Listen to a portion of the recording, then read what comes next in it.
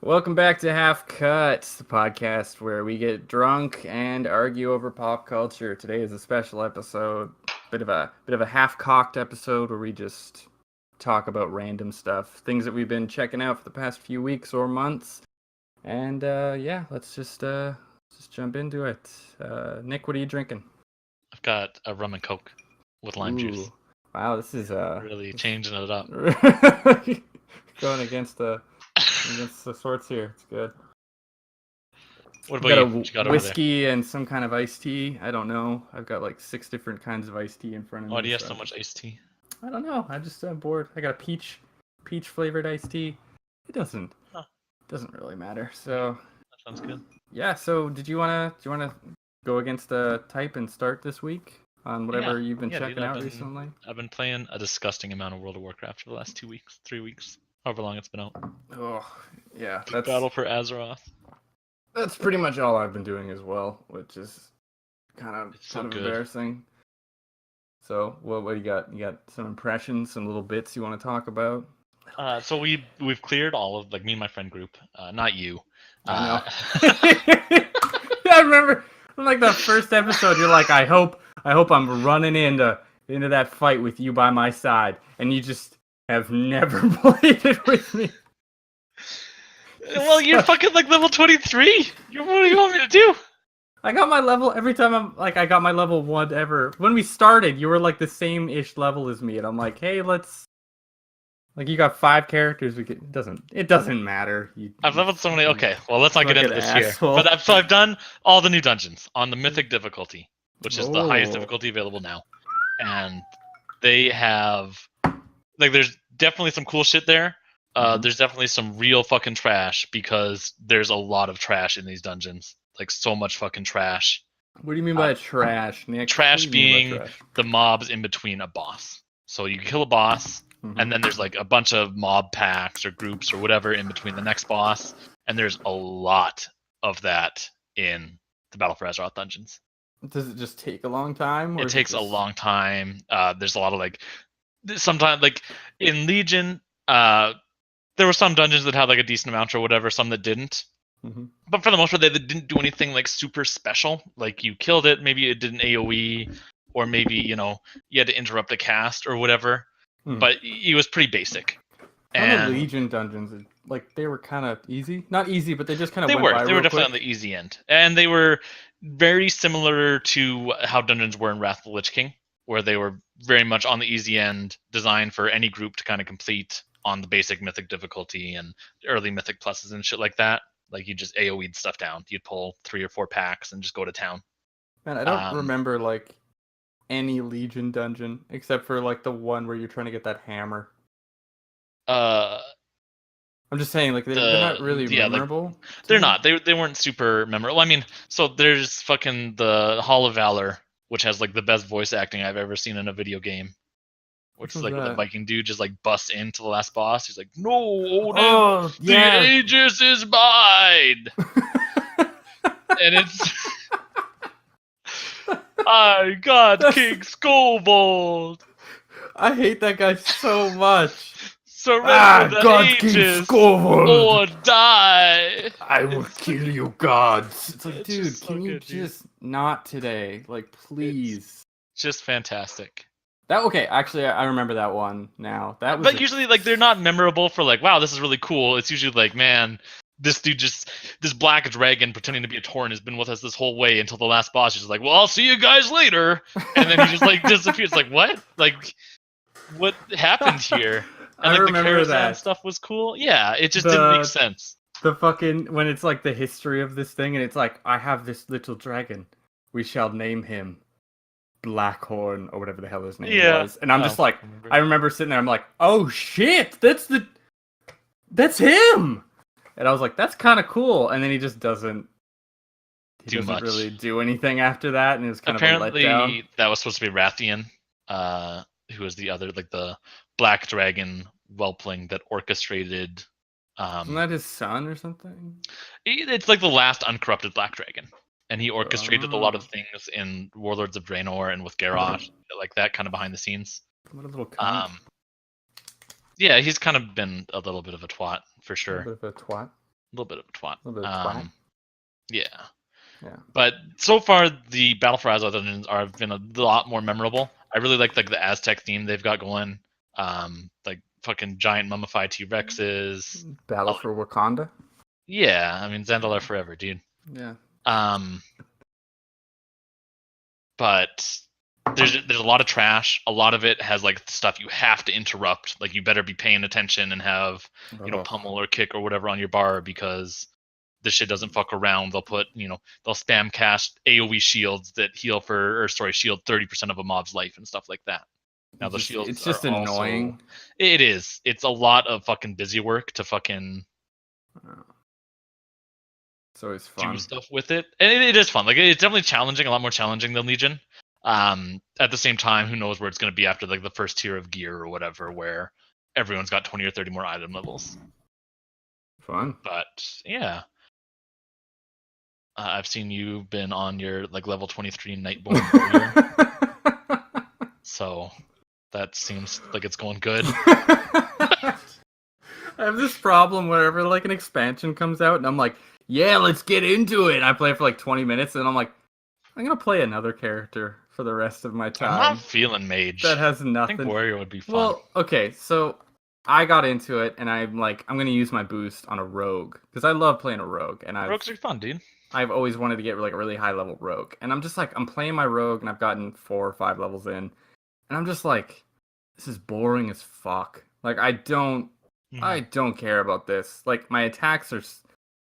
It takes me like so long. I don't know if it's for everybody, but for me, like, well, okay, maybe that's all it is. Because it takes me so long just to kill like one random enemy, and I'm like, I'm not having fun with it, and I'm just mashing the same skill, and like it's supposed to be a subtlety rogue is better than.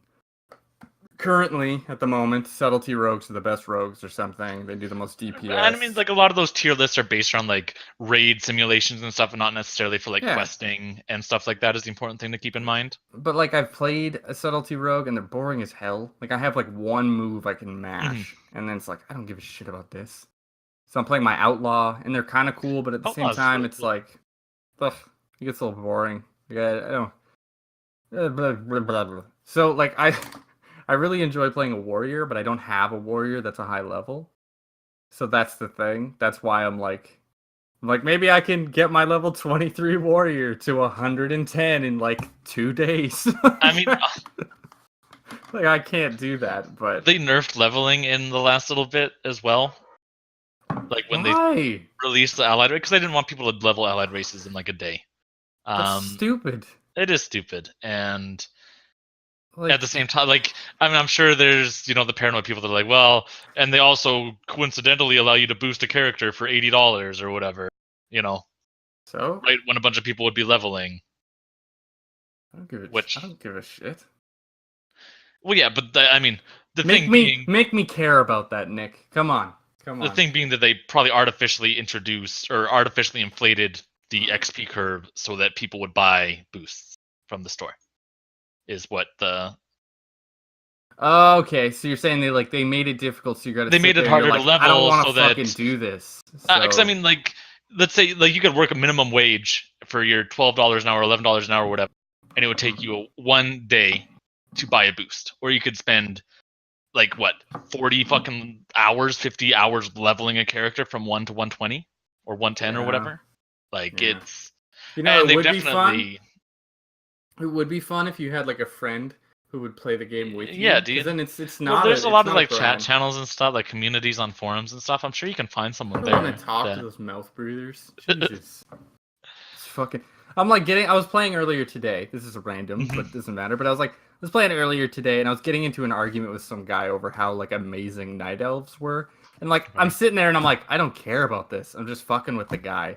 And he was like talking about how Sylvanas is like worse than Garrosh and all this stuff, and like how the Night Elves are like amazing because that's his main class and all this. And it's like, I don't like these people. Yeah, I just don't care. The people that play World of Warcraft, I mean, there's any big community is going to have a lot of those people that are fucking just garbage humans, like garbage people. I kind of miss those. This is such a stupid and like I don't know if the word's personal, but a specific thing for me that I enjoy is whenever I go in. I haven't seen them recently, but whenever I used to go into dungeons, girls poop on your face. Yeah, that's it right there, baby. Okay. Just give me I'm not actually gonna keep going with this joke because it makes me uncomfortable. No, I'll just clarify. I'm not into that. Moving on. No, the thing. Well, you got really weird about that. Are you like? Are we fucking like onto something here? No, that's just... we making a breakthrough. No, I don't like that stuff. I don't like poop jokes in movies and whatever. They're gross. And poop is gross. Yeah, it is. Yeah. Okay. This is great. It's quality entertainment. No, okay. The thing where you're in a dungeon and you get that one guy. It's usually the tank who's just a complete asshole to everybody in the group. And I don't know why, but I always like picking fights with that person. And to me, it's just like this. I don't take it seriously, but I'm just like, I have an enjoyment out of being a dick to this guy because he's a dick to everybody else. Right. I mean, so are you winning that argument though? I don't know. I don't care. I'm having fun with it. Because if he comes out of it thinking he won, like, are you really doing this fucking big service to yourself? Well, to me, I get to a point where usually, not to toot my own horn, but I will, because I'm amazing. But they usually they'll leave the group because they're so mad. And to me, I take that as a victory, even though it fucks us all over. But I'm so happy that this guy's such a prick and probably a white supremacist that he's just gonna leave. So no, that's I'm happy with that. That is good. What are we talking about? What's World of Warcraft. What is our main topic? I don't know. You went on. Here's a callback to an earlier episode that you mentioned something, and the whole time I was like, no, you're wrong. But you were saying Henry Cavill. This is a random thing, but you were saying Henry Cavill almost missed his. Okay. He almost missed his audition for Man of Steel because he was playing World of Warcraft, and I was like, "Oh no, it's Ezra Miller." No, you're right. Yeah, it was Henry Cavill because he was playing, I think, with his little brother or something. Okay, yeah. Yeah, that's just. No, it's a cool game.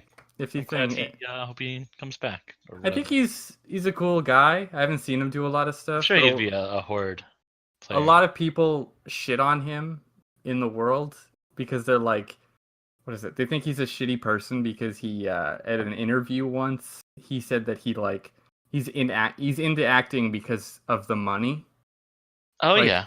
And was he the one that said there's something about he didn't want to talk to people actresses because he didn't want to get accused of sexual harassment or something? Is that him? Oh, am I misremembering it? Okay. I don't know. I don't know if that is. I thought he said something and I mean I'm very much paraphrasing there, but I thought he made a comment that people jumped on, and maybe I'm getting him confused with a different actor. Could that be Ben Affleck? Because he had that whole he slapped a girl's ass or something. No, this one was a bit different. It was something I don't date or whatever in... Oh, fuck. Oh, shit, this does sound familiar. Oh, God. Okay, I think you might actually be right about something. Yeah, okay. He said something about women being... It was something about chasing a woman. He's old-fashioned thinking that a woman should be wooed and chased, and it's very difficult to do that if there are certain rules in place, because then it's well, I don't want to go up and talk to her because I'm going to be called a rapist or something. Just really weird comments. Oh, okay. I never heard about those. Yeah, it was a month ago, and then he apologized, and I think it just kind of blew over, which, I mean, whatever. But getting back to the battle for Azeroth. Okay, our main topic of conversation. Here. Yeah, it's half-cocked, everybody. Half-cocked. You just saying that word, huh? It's fun. It's got the word cock in it. It's just hilarious. Yeah. No, dicks. Balls. You got me there. Got you there.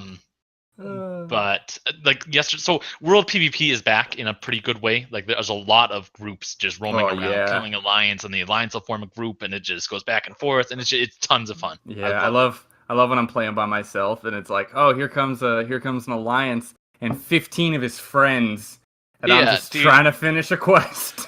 Well, yeah, and then you in this scenario in Battle for Azeroth, you would start a group and say, hey, let's go kill those horde scum. Yeah. And then if you want to do world PvP and you turn war mode on, which is the button that says I want to do world PvP, then sign me up. It turns out to be a lot of fun. If you're like doing it because you want that 10% XP buff or whatever, and you don't actually want a PvP, well, I got some bad fucking news for you, dude, because that PvP's coming and it doesn't care. It's like a wave of death. But it's been awesome. Like, it's just been super cool. It was in Zuldazar, the new horde capital in Battle for Azeroth, and there was an alliance raid there, and we pushed them back, and this dude just in general chat was like, these musky huskies must be butt mad that we killed their yiffin-tree. And it was just the funniest fucking thing for some reason, dude. Like, I just lost it. Wow. Yeah. I've never experienced like a raid type situation. So No, dude, like 40 people versus 40 people. There's a new thing where if you kill 15 people without dying, or participate in killing 15 people without dying, you become an assassin for your faction. And you that's get a with damage the bounty, buff. right? Yeah, exactly. And then if you die, you drop a bounty bag, and if the people that killed you can loot it for things. What is it, like $10? Like, yeah, they PayPal you $10. Order resources. You get some war resources. You think this is fucking 2 years ago or some shit with your order resources? Get out of here. It's all a bunch of shit that I don't care about. You get like some war resources and like some herbs or whatever. Like, it's mostly garbage. But cool. There's drops like in PUBG. And the first faction. Oh yeah, the chests and stuff. Yeah, it's super cool. Getting into fights over those. Mm-hmm. Some of the zones are really hit or miss for PvP, I found. Like Nazmir is like this swampy zone, and it fucking sucks. It's just in general. I've only been in, to be honest, I've only done, I think it's called Zuldazar. Oh yeah, like the main troll, like horde pyramid area and surrounding area. Yeah. Yeah, it's a cool it was place. Interesting, and then I'm like, this is kind of dull. So you did the scenario then, right? Like I finished that whole thing. Yeah, because that was dope as hell. I like that. Wait, bust out of jail? Yeah, you fucking bust like Zol and the Princess Talanji out of jail. Oh yeah, of course. Yeah. That's like the first thing. The very first thing you do. I've only seen you on a level 23 night before. Like, I wasn't sure. Drew the line. He's 27 now. Okay, I don't need your shit. Dude, good job leveling. Judgmental ass. You got heirlooms? Mm-hmm. Nice. Know how we do here. Yeah, dude. Doing some dope shit. I really want to get to that. There's a place I tried to go to, but it was just, it's like level 120 enemies, right? And I couldn't kill them very well on my character. What's it called? It's the place with the witches in Kulturaz. Oh, Drustvar. Sure, whatever. I don't know. Yeah, I was there for like 10 witches. minutes, and I'm like, this shit's awesome. Like, I think it's really cool. So, like my favorite zone, like from early WoW, like I just thought it was really fun. I think it's called Duskwood. Duskwood, dude. Yeah, like with the lots of spiders, and it's all spooky and spiders and werewolves and necromancers and zombies. Yeah, that shit was really dope to me. So I like stuff like that. So yeah, the leveling zones for both Alliance and Horde have been really strong. I think way stronger than Legion. Legion felt like the zones were really self-contained. Like, oh man, we saved the zone and freed this race, and they've pledged to help us fight the Legion, and then you never see them again. Yeah, I liked Suramar, like for the looks. I thought Suramar was cool. fantastic. That's the one thing I think BFA is kind of missing, is that Suramar-esque zone. It was an interesting thing, because like you had to, like early on when you were going into the city, you always had to like throw on your disguise. Like you didn't have to, but it just made it like a more interesting experience for you. You pretty much had to. Like for talking to people and stuff. Like you could just run through there and kill everybody if you could. You could. Like, there's definitely like some areas where like just full of elites where you either needed a group or stealth or some of that shit. But yeah, I know what you mean. God. Without flying, that was a nightmare. But yeah. Yeah, it was just brutal. Anything else you want to bring up about the amazing battle for Azeroth? The raids and Mythic Plus and the War Fronts come out on Tuesday, which is in a few days. And this seems really hype. Seems really fucking cool, dude. Do you have any like theories on what other allied races they'll be introducing? Because I know they have the Zandalari trolls. Right, so the Zandalari trolls are not in the game yet. They'll be unlockable, I believe, in 8.1. and Kulturan humans for the Alliance. The Volpera seem sort of likely for the Horde. They're these little fox people that share the goblin skeleton. Yeah, I in noticed that. Vol'dun. So that seems like something they could do. Yeah, I was reading a thing about how there's so much like customization stuff added to those characters that it seems weird that they wouldn't introduce that as a playable character race. Yeah, and like if it's the same, if the armor just sits on them the same it would on a goblin, then it's not going to be a nightmare. Because people have kind of thought about the Sethrak, which is the snake people, and just armor on them Aren't would they the look Sethic? like Sethrak. Okay, Sethic well, I'm a are dumb, bird people stupid from son of a Burning bitch. Crusade. Yeah, well, we all knew that. It's episode 4 or 5 or whatever this is. So everyone's kind of already knew that. But that's great. You just too happy today. I just do all the work and edit everything. You can fix it in post, dude. Don't worry. Yep, should put that on a T-shirt with your face. Just fix it in post. Just hammering off a block of ice. That's an in-joke that no one's gonna get. Yeah, it's cool. It's a funny between one. You and me. Just like little, yeah. I'm winking right now. You can't tell that because we're in different. I can't because it's an audio medium. So yeah, but that's why I'm telling you that I'm winking. All right, that's great. Thank you. But people have thought about thought that the Sethrak might be a candidate there. Again, they're more Horde focused than Alliance, so it'd kind of be weird to set up 2 Horde allied races for one, and also because they have like giant cobra heads, helms would not really work there. That'd be amazing. So they just give you a helmet, but it just sits on top. They would be awesome. Mm-hmm. On the Alliance side, like it doesn't seem like there's too many hints there. Yeah, because there's like those witches that like they all have one shitty. Well, it's a really cool model actually, but they just have one model. There's not a lot of customization there. And like the tree people, like the wicker beasts and things like that. See, I don't know these. I haven't seen them, so I don't. I haven't leveled Alliance yet either. So I've kind of killed them when I'm invading those zones in World PvP and for the Honorbound faction and stuff. But there is a race in Kulturas called I can't remember what they're called. They're like the big antagonist in that area though. Like that's leading the witches and shit. His name is Gorak Tool. I don't know if it's like just more like Kulturan humans or if there's something special about them, but they're a faction from like long time ago that were thought to have died out. Aren't the Kulturan humans just like a bunch of fat people? They're musky huskies, yeah. Sorry, they're big boned. Yeah, they're a little bit larger for sure. Don't want to fat shame. I'm not fat shaming anybody. I'm just describing their physical characteristics. In the most recent World of Warcraft book, Kalia Menethil, who was Arthas's sister, died and was raised as a light forge, like a light zombie. What? Hold up. Okay, so the light can make zombies. So this is the first time it's had. So Sylvanas killed her because she was trying to lead her people towards the Alliance, saying that like their old families would welcome them again, and there was a spot for them in the Alliance and shit like that. Can I just say a random thing here? Sure. Sylvanas is a cunt. I like Sylvanas. I like her a lot. I know you do, but she is such a dickhead. Well, she's not a peace chief, buddy. So back off. Okay. I don't give a shit. After you like burn down like the entire world tree with people in it and just destroy a homeland of a nation, it's just right. I mean, okay, just because she was being like some girls like, we'll never not have hope. I mean, like, it wasn't. Oh really? Really? Asked her, like, so there's definitely a lot of layers there. I think originally the plan was to her voice invade. Is annoying. I mean, sure. Like it's definitely processed, I guess. I can see how you might find that. She's like speaking through a metal tube or something. It's just I guess. Sorry. Go on. So they were gonna invade that area to cut off like a major port for the Alliance on Kalimdor. And originally they were gonna kill Malfurion Stormrage and then use that to kind of subjugate the people.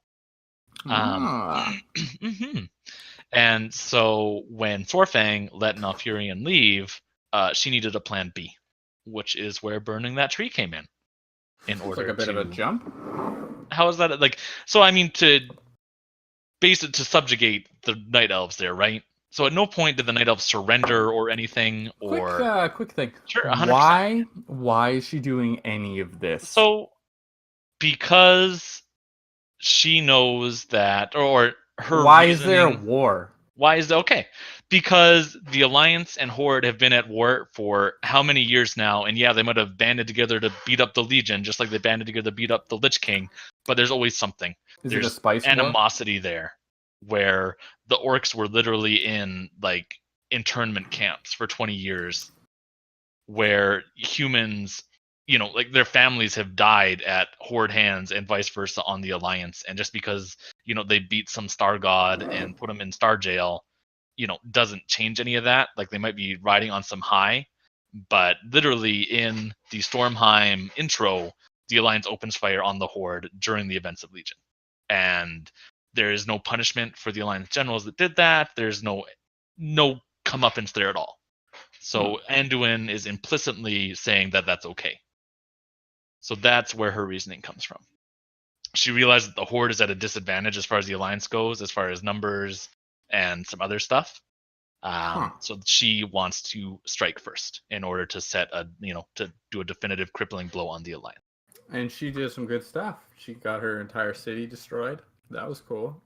I mean, she did. The Undercity is, you know, blighted and lost. Isn't it like a hole in the ground? No, it's ruins for sure. Like it's blighted. Okay, sure, it's a hole in the ground. Sure, that's. You're playing a Nightborn Warrior. You're supposed to be for the Horde here. Like you can. I am for the Horde. Doesn't mean I can't have an opinion of the leader of the. You got to stand by your dissenting opinions. Let's stand by the.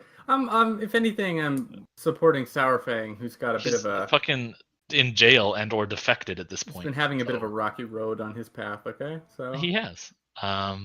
He could have killed Malfurion, and we wouldn't have had to burn that tree down. But man, I should have just cut Malfurion's head off. You should have, dude. You should have. That's the justification for the war. Is that these factions have been at war for a long time. There's still hatred there, even if they're feeling good from, you know, beating the Legion. Anduin has implicitly condoned attacks on the Horde. Her motive is that in order for the Horde to survive, they need to strike first, or else, you know, something's going to happen in 5 years or 10 years or whatever, and the Alliance is going to have an advantage. She's tired of being a reactionary individual. Like she's tired of like her nation being reactionary and like the effects of like the Alliance does something or somebody does something. So she's trying to like she realizes do something. Kind of. It's not so much being reactionary; it's that she realizes that if there's a conflict in the future where the Alliance might strike first, she's fucked. Okay. Like they're just the Alliance infrastructure, I think, is a lot better than the Horde's. Well, yeah. As far as placement, and especially with like the Night Elves that close to Kalimdor, like what's the closest Horde city to Stormwind? It's like some ragtag outpost in fucking Blackrock Mountain that hasn't been used since vanilla. Whereas the Night Elf capital is like a zone or two away from Orgrimmar. The Horde is just at a general disadvantage as far as future conflicts go. So she's striking first, anticipating that if she waits and plays peace, there's going to be a future conflict because there's always a future conflict, and they're going to get wiped out. She's very much a survivalist, and very much like an ends justifies the means probably type of person. Yeah. So I think it definitely, and like a lot of those reasonings and shit could have definitely been conveyed better in game. Because it's not like it's a really common opinion to be like, man, that Night Elf just sassed Sylvanas, and then Sylvanas felt like she had to burn down the tree. Like, what? And it's like, well, I understand why you think that, but not really. Okay. All right, Mr. Diehard. Yeah, I fucking love World of Warcraft lore. Like, I'm not... Oh, no, at this point, I've realized I'm just along for the ride. Like, I can't hate any of these characters, because maybe they're just going to change the writing in 12 months anyways when it's not received the way they want to, or they've got to change up in the writing room, or whatever. Okay. Just like Garrosh was originally this noble orc that they decided was going to be a villain, so they started writing him like a dick. Okay. Well, do you have any closing statements or final points you want to throw in there about... WoW's good again. That's it. That's boom. That's it. Cool. Cool. Okay. Well, should we move on to mine? Sure, yeah. What lesser game have you been playing, dude? I feel like we both are gonna like this one because we both, I'm pretty sure, have been playing it. But mine that I got into a little bit ago was Divinity 2, like Original Sin 2. Oh yeah. Which is just a phenomenal game, actually. Like I haven't actually beaten the game, but I've got like 40 hours or something in that game, and I feel like I'm not even halfway through it. So have you been? So have you been picking it up recently with the definitive edition coming out? No, like I didn't know that was even coming out, and I don't know what that entails in it. Like I don't know what's included in the definitive edition, but I was playing I guess just the regular. Is it the original Sin 2? The original Sin 2. Yeah. Original Sin. So just quickly, because I'll do my best here and not take 20 minutes. If anybody doesn't know, Divinity Original Sin is a game about a bunch of random people. You can either pick one of the pre-made characters, or you can just make your own character, which I did, like a custom person. You're a person that has the ability to use Source, which is like super high-end magic in this world. And you're sent off to a prison island where you meet all your friends, you break out and escape, and then you basically have to save the world. So... So one important thing there is that Source lures demons or some shit over. Oh, yeah. So that's why... Yeah. They do a really cool pun where you use Source, and so they're called sorcerers with a U. Oh, shit. I never put that together. Oh, my God. Oh, man. No, you jackass. Okay. Oh, Nick. God damn it. Anyway, so you're kind of like discriminated against as well a lot of the time. Yeah, well, I guess like I can understand that. The people go to a bit of an extreme with that, but their giant communal prison island. Yeah, where they like melt the brains of the people that you source and use turn them into slave zombies? Labor. Okay, yeah. Yeah, so I don't know. Maybe like one step too far there. It's a game for if you're an individual who liked old school kind of RPGs with like, is it called like isometric? CRPGs. CRPGs? Okay. What I use for character. Because usually it's like party based and. Oh, it's basically like Baldur's Gate. If anybody knows about that. Neverwinter Nights, Knights of the Old Republic. Yeah, and it's a very tactical orientated game where you have kind of like a party. It's not just one single character running around, but it's like. It's really good fantasy stuff. It's got really good dialogue. The writing in it is great. And it's very open, I find, in the sense that it's like, it's not just go here, do this, kill this guy. It's like you have to complete a series of, Jesus Christ, you have to complete the quest, but it's kind of open to how you do it. And the game is really open to it, like your own interpretation of that. Mm-hmm.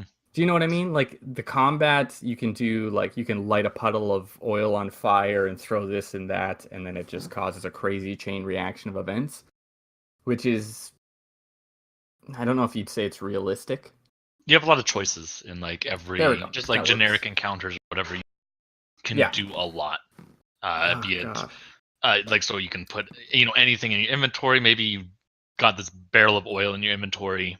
Mm-hmm. And you use your telekinesis skill to throw it at a guy, or even better yet, use your teleport skill to teleport the barrel on top of a group of people, and then at the same time cast a fireball or something to ignite it. Boom! Yeah, that's always fun, and I like it. I always love a game that's like, there's so much going on, or not going on, but there's so many options to a certain situation. Mm-hmm. So like you think you're going through, and it's not just this is the only way to do it. It's like. You do it one way, and then you try another playthrough, and it's like, oh shit, I could have had pet. What is it called? Like Pet Pal? Pet Pal, yeah. Or I always have that on my characters, but like you could have that on, and you can like talk to a rat, and then find a secret about a key or something like that, and like even the quests are very open. Yeah. To interpretation, creative choice, and shit like that. A lot of different ways to solve problems. And I love the game. The characters are like. Very interesting, actually. My favorite I think he's the Red Prince. I fucking love that lizard bastard so much. I wasn't suitable to become a slave, dude, and it hurt me. It cut me down to my core. Like he's such a prick, but he's so interesting of a person. The characters are definitely like really nuanced, and like they're flawed. Like they have flawed parts to them where usually a lot of the time in these fantasy RPGs, like, well, I've got the rogue who's a bit of a a Han Solo type character, and I've Bit of a got wild card. the priest who's super nice and everyone loves her, and I've got the old grizzled knight that could be a paladin or a warrior, but they're honorable or fighting whatever. for good. Yeah, this is a bit of a different. What's your you've played this, right? Mm-hmm. Yeah. So what's like your go-to when you played it? Did you make your own character? No. I like honestly, like I'm very much the same as you. I love the characters in that game, and so I think there's 6 or 7. I think one of them might be DLC. Like pre-made characters in the game with their own story, fully voiced, all that shit, side quests, basically party members in any other game. I think I can. Okay, I think I can name them. There's Fane, the undead. Right. There's the Beast, the dwarf. Right. Can't wait till you get to the Human Ranger. There's the Red Prince, the Lizard Man. There's... Alright, I'm at a point where I realize I can't do this. There's Sabile, the elf assassin. Sabile, yeah, okay, Sabile. She's got that scar on her face, and she was used as like a... Was there like a... assassin? Yeah. She's... See, my big problem with the game, just cutting out the thing I was about to say, is that there's so many interesting characters that it becomes a problem for me to choose my party. Because I like this guy, but I like this guy, and I like this one, and I like this one, but I can only have this amount of people. Yeah, and I want them all. Like, I just... Well, and... Like, so mild spoilers here is that, like, your chosen god or whatever from the past reaches out to you. Yeah. And that main quest is different because different gods will reach out to you depending on which character you kind of choose as your main character. Yeah, you are the Godwoken, I believe. Yeah, exactly. Yeah, that sounds right. But so there's so many different playthroughs, dude. Yeah, and like, isn't it the people in your party are also like reached out to as well? So everyone is Godwoken. Yeah, so it's an interesting concept that like you're not the only chosen one. It's like it could be anybody, and you have to like rise above. So it's like a battle royale, dude. Like 10 Godwoken are fucking parachute onto this island, and only one person can win. And spoiler warning for everybody: if you by the time you get off the island, the prison island with your crew, the people that you choose in your party are the only ones left. Everybody else that are like playable characters or people, they're dead. Like they die. And that fucked with my head, and I didn't like that. Because I'm like, oh, maybe I'll play for a while, and then I'll switch out and have Sabile join my crew, kind of thing, so I can learn her story. And then it's like, there's her spirit and her dead body, and that's it. So it's a little bit intimidating. Like, so if you wanted to see all the content in the game, hypothetically, you'd have to play through it once as each character. Yeah. In order to see their main story quest, which gods reach out to them and shit like that. And I guess if you really want to excel in like all those individual stories, you have to pick a pre-made character as your main character. But like to me, I always like having my own custom character to jump in and then just kind of like make my own story with them. But then that's kind of the issue, right? Like, see, I like the pre-made characters. Yeah, like, because they're great characters. So it's nice seeing them interact and shit like that. I love that shit. Oh god, I love that. The little bits of dialogue they talk about, and sometimes they'll talk to each other. I know, right? Oh my god, the future, we're in it. So what's your party? Because mine was whenever I would play, my first playthrough, my first playthrough I chose Fane the Undead, who has a very interesting story, I find. Which I don't know the ending of because I haven't beaten the game. But like he's been around for millennia. Yeah, he's woken up recently from like a millennia long slumber type deal. Yeah, and he keeps talking about how his people like resemble gods and stuff. And I'm like, what the fuck? That's interesting as hell. And then I would choose the Red Prince, as we've gathered by now. Right. Who is an interesting piece of shit character who I love. And the other one is, I can't remember her name. She's the girl... Sorry? Lose? Yeah, she's got the demon in her head. So that was my team, and then I would have my custom character. So I found that really interesting, and I really enjoy all their interactions together. Fane is an interesting one because he's an undead, which aren't regarded well in society. So you have to like constantly give him a new face all the time, or I guess a literal face that you rip off. Yeah, like you. the face ripper device where you just peel people's faces off and give it to them. He's so casual about that. So casual. I love when he just goes up to the blacksmith. He's like, "Yeah, I need a device to rip people's faces off." she just doesn't handle that well. Yeah. he's just not okay. He's not good in social situations, which I love so much. What's your team? Like the last time you played, what was your? So I rock Fane. Fane is, I think, the most interesting. I usually go Sabile, I go the Beast, and I go Ifban. Oh shit! So we're like kind of the opposite. Like we've gotten the entirety of the group here. So that's interesting. Like I find them all very cool, but I don't know. I just really wanted to know more about the Red Prince and. Like they're all really interesting. I think Lose I found to be like the weakest, and just because she's generic without the demon thing. I guess. Yeah, it was mostly the demon that interested me. I'm like, what's going on here? So like Sabile's got that revenge story, and like Ifban's got that like grizzled veteran that like fall from grace type of shit. He befriended the elves or something, and there was. I haven't done enough of his story yet to know why he is. He's a prick.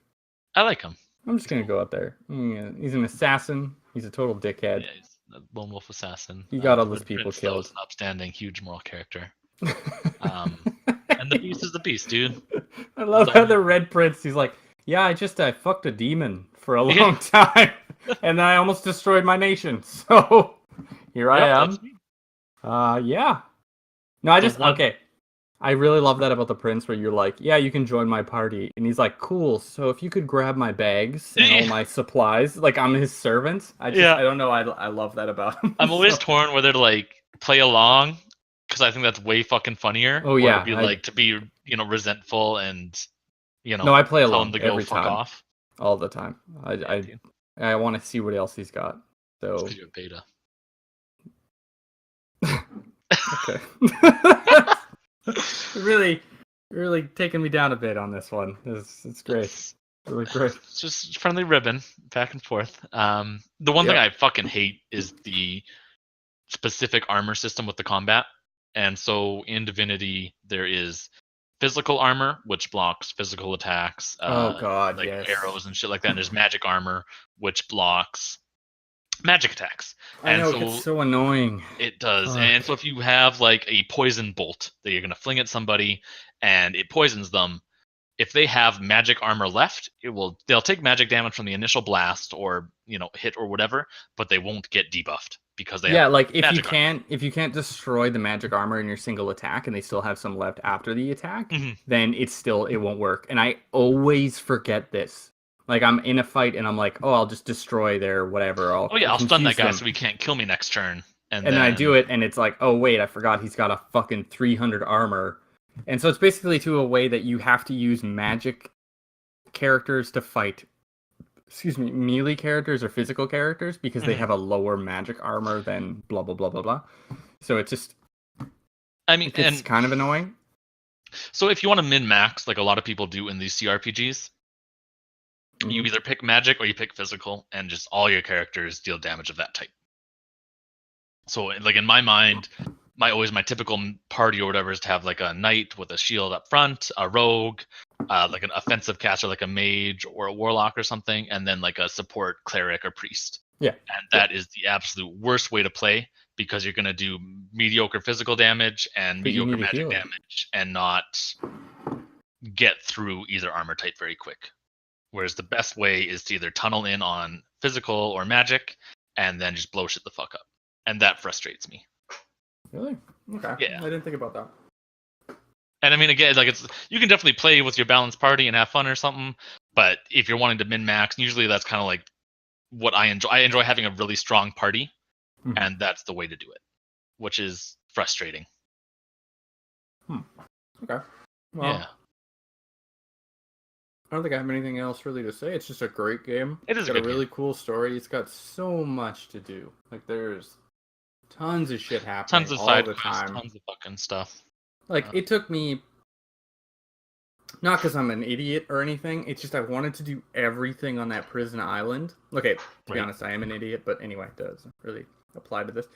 but I spent probably 10 plus hours just on that prison island, which is like, is that even the beginning? Like, is that like that's the first act. So there's 3 acts. Okay.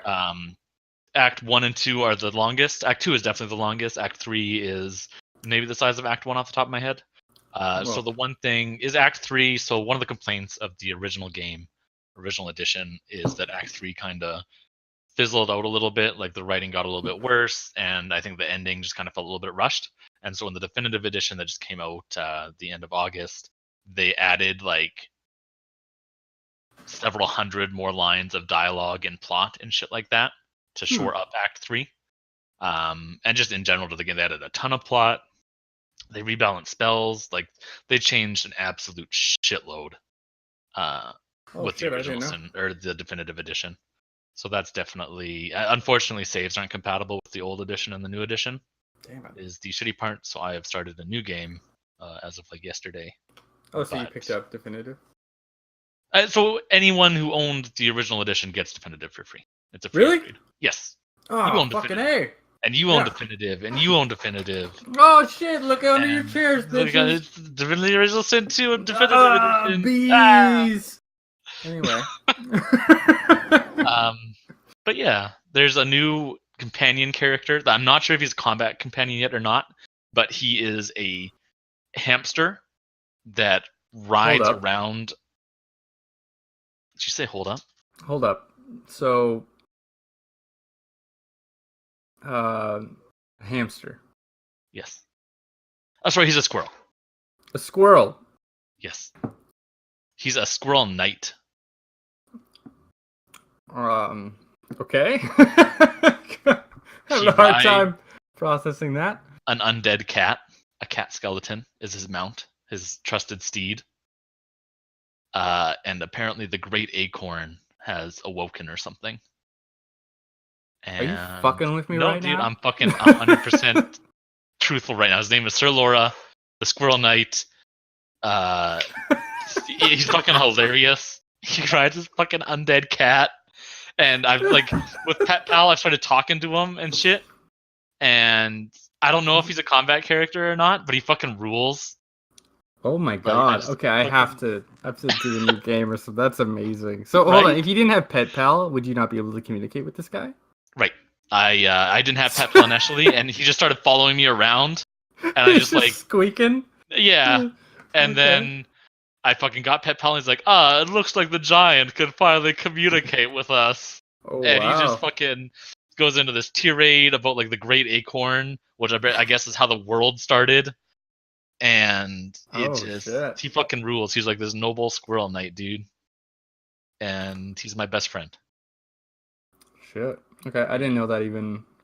I guess I don't know what I'm talking about today, like usual. So that's I can't believe you thought I was lying about this squirrel. I'm sorry, it sounds a little strange. Yeah. There's a squirrel knight riding an undead cat in your party, trying to find the great acorn.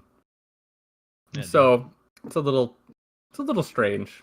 It is a little bit strange. Divinity is I think it's developed by Europeans, so it gets a little bit weird sometimes. They're a little kooky. Yeah, they are. They get a little bit strange. Kooky. But the really Divinity games in general have some good humor. That's like a little bit. Yeah, some people would find it strange, but it's just kind of a unique thing. I feel like they stand out amongst the yeah, it definitely, like, even as far as like fantasy CRPGs have been done to death over the last 20 years, and they still seem to be making unique things, which is fantastic. It's a good game.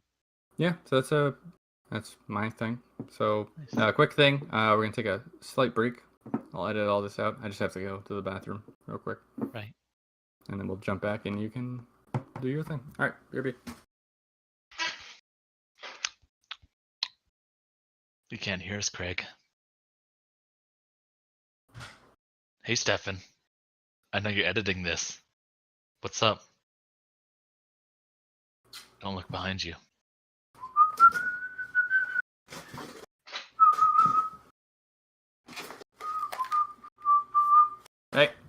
Hey, what's up? All right, I have these. I went to the store and I bought the drinks, and I have like these corn nuts that I bought. But I can't eat them because they're so loud. Oh yeah, dude, that should be fucking crackling louder than Peter's mic. Yeah, so I'm just sitting here staring at them all the time. What kind of corn nuts are they? Nacho cheese? No, the gas station I have there is like they only have barbecue, which is not bad. But Barbecue's not bad. yeah. So. All right, let's jump back into it. So, Okay. all right. So what are you talking about? What's your next half-cocked adventure?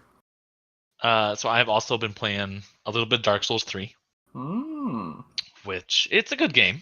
I like Dark Souls 3 a lot. Phenomenal game. It's good. It's a good game. No, I'd say it's phenomenal, Nick.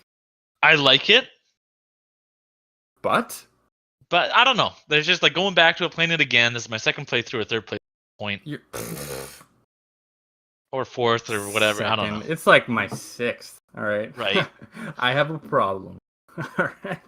To me, a sequel is only better than its prequel when it does literally everything better. Like when it's an upgrade in pretty much all ways. Which this is.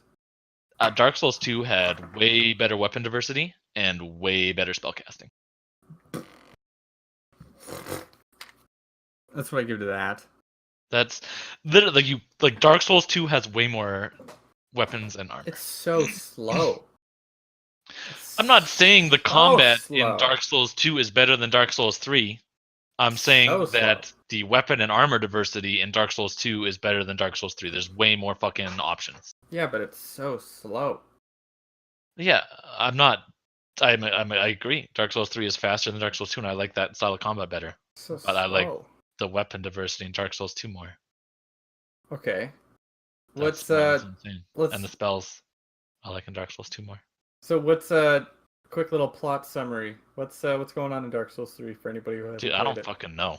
I am the unwoken ash or some shit. Are you trying to say that the Dark Souls series is very open to interpretation?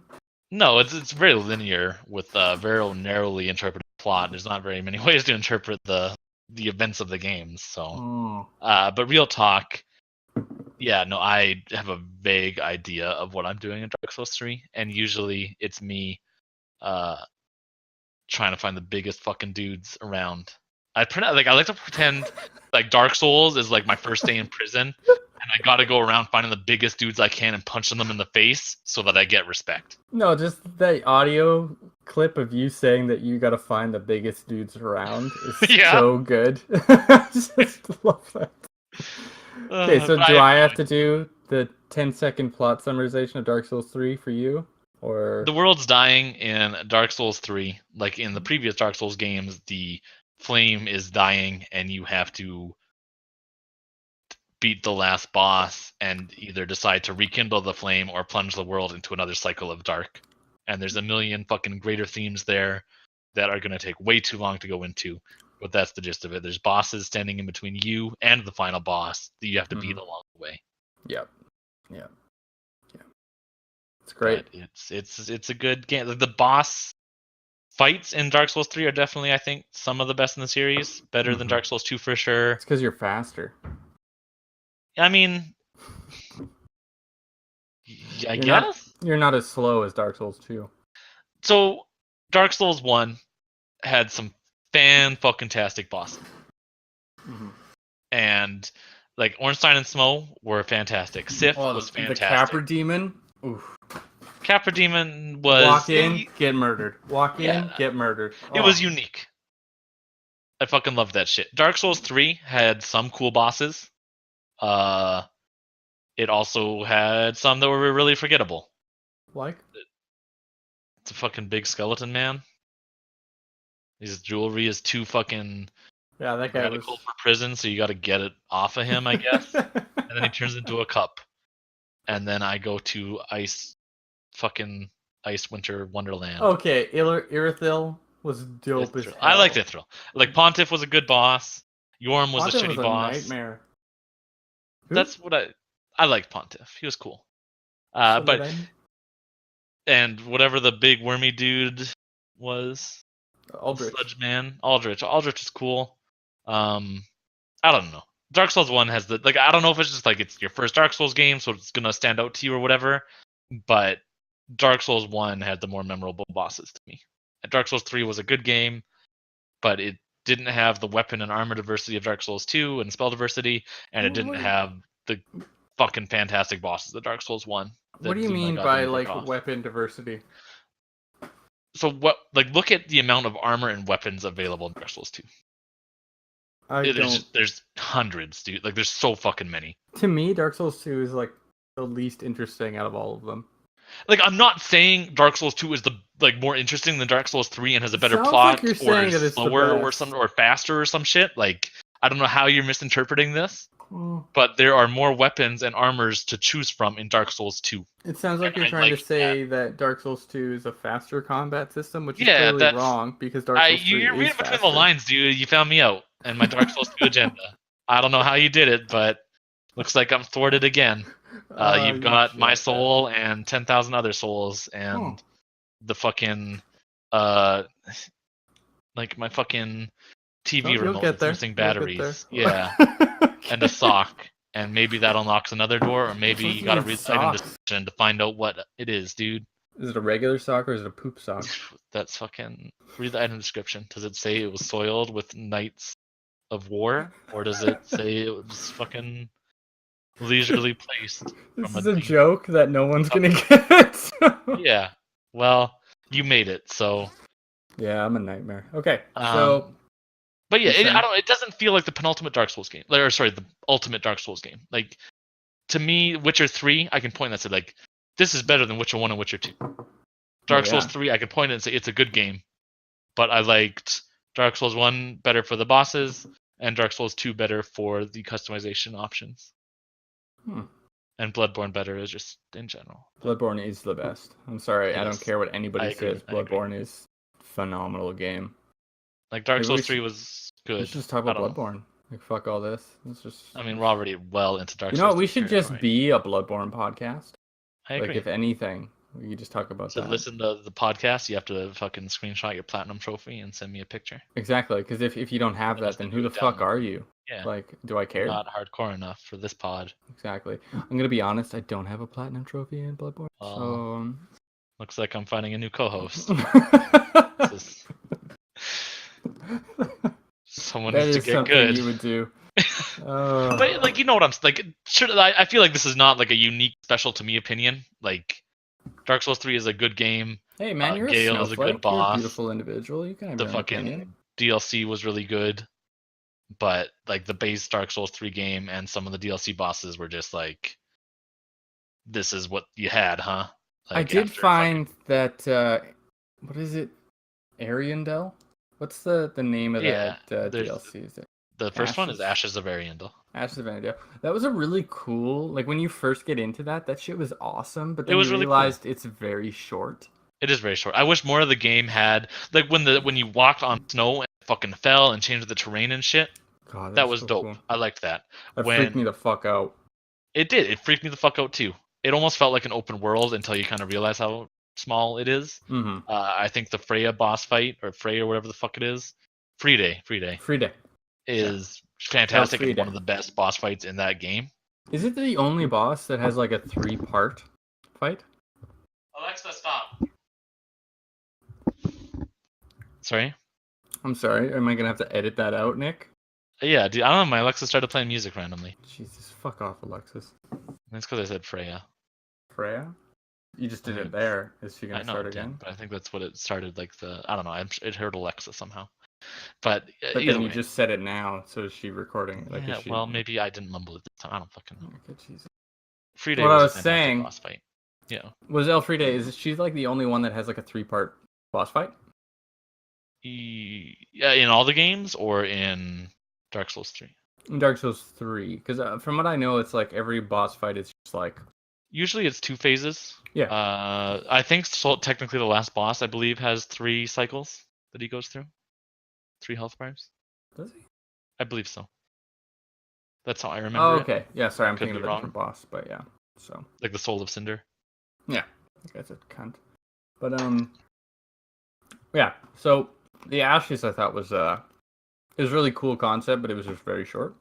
Whereas the Ring City, I thought was pretty unique. Pretty cool. I like the Ring City a lot. Gale was a fantastic boss. I feel like he's the only standout boss fuck, yeah, there. Slave. Like Slave Knight Gale was fantastic. Slave Knight Gale, shit. It does that sweet ass moment where it's like a time jump. Oh yeah, dude, where And you're you just like, awaken what the princess or whatever. The fuck Yeah. happened? Okay, I know it's your topic, but I just gotta say. My That's okay. favorite shut up, Nick. My favorite thing about I will mute your audio. Just to I'm get not my even talking. Like, yeah, go on. They don't know that. What if I muted all this? So I'm just a crazy Okay, person. you put me in my place, dude. Exactly. So Dark Souls opinion. my my favorite thing about Dark Souls and Bloodborne, mostly Dark Souls, whatever, is the overarching sense of despair. Like Yes. this, like that's the one thing I love about Dark Souls 3 is the fact that it's like it's the end of the world and like everybody just basically wants to die. Like it's not we can save the world and everything's great. This is shitty. And we just want it to be over. And you have to keep fighting to go forward in that. And I love that sensation of that. It's just like this horrible, shitty world that you're just in. And the very last fight with Gale is like they jump ahead like 1,000 or whatever. It doesn't matter. Like years ahead in the future. And everything's just gone. So it's just like you and him are like the last people in the world kind of a thing. So Yeah. I mean, and that's the one thing that I'm not. So all of the Dark Souls, like I agree. At the same, all of those Dark Souls games have had that theme of the world is dying, and this time it's like the world is dying for real or whatever. Yeah, like, but it just like for feels real. And then like Dark Souls 4 is like the world is super serial dying now. Like it just feels like I get that the Dark Souls, the Soulsborne games tend to be about like cycles and it's cyclical deterioration and shit like that, and I get why they did it and stuff. At the same time, there's just something about it that feels kind of phoned in. Can we just acknowledge that Bloodborne and Dark Souls are connected? I mean, like what? Like Yharnam is a cycle in the Dark Souls universe or some shit. Yeah. I mean, I don't know. Like I guess. I mean, it doesn't matter either way. It matters to me. Okay, yeah, dude. In your head canon, it's connected, and I'll agree with it. Sure. Yes. All right. Um, I've had arguments with nerds about this. All right, because you know me. I argue a lot about pop culture with people that don't matter to me. Arguing about pop culture. They I call you get the pop culture argue king. Yeah, that's a shitty fucking name. Oh my god. Well, you don't get to choose your names, dude. You're right. So that's you. It's like if my name was Eugene. Oh, I thought you were like you, like me, like my name. My name was Nicholas. I'd grab a gun and put it in my mouth and just pull the trigger. First, yeah. Suck on that steel. Wow, man, this is fucking getting there was cool things in Dark Souls 3. There was like not as cool things in Dark Souls 3. I don't know. I like the game. Like if you haven't played it, it's good. It's a good game. Great. It's got interesting combat. It's really fun. It just doesn't feel like the end of a trilogy, you know? I guess, yeah, because it is supposed to be the ending of all of this. It's supposed to be that. Like I don't know. And they called it like the hype factor or whatever. I was ready to. Every boss was gonna be fucking fantastic. And it definitely started good, and then it just like the middle happened. And it's like, whoa. Okay. Going back on this in hindsight, this wasn't that good. What's your worst boss and what's your best boss? Which one do you hate the most? Which one do you like the most? Yeah. In Dark Souls 3, the worst boss is Yorm. Although there's a lot of worse bosses, like Wolnir is also really shitty. I find that Yorm doesn't really count though, because he's just kind of like the only one where it's like you have a really shitty puzzle boss, and he's a throwback to Demon Souls, and I get like why they're doing it or whatever. Yeah. The ultimate Dark Souls game, so it's kind of got like a lot of throwbacks in general. Wolnir is fucking dog shit. The Deacons of the Deep are fucking real trash. Cough, man. Now you're starting to make me realize that there are a few. There's a lot, dude. Bosses that are just fuck arounds. Yeah, where they're just like really phoned in, and I mean maybe it's part of like level design and like for the most part the bosses that I'm talking about tend to like come off the end of a hard level. I found like I thought Cathedral of the Deep was a pretty challenging place. Yeah, with a lot of shit to do, and maybe that's why it makes sense to have like the boss is pretty easy in the grand scheme of things here. I do have to I do have to say, on like a story aspect, it does make sense. Like they are interesting bosses, but from like you're actually in the game playing it, it's not that interesting to just be like, I have to use this mighty sword and kill him with like 3 attacks and he's dead. Oh, I was trying to do the Sigmire quest and fucking he ran and died in 2 hits to the boss while I was charging my thing, and now I'm fucked.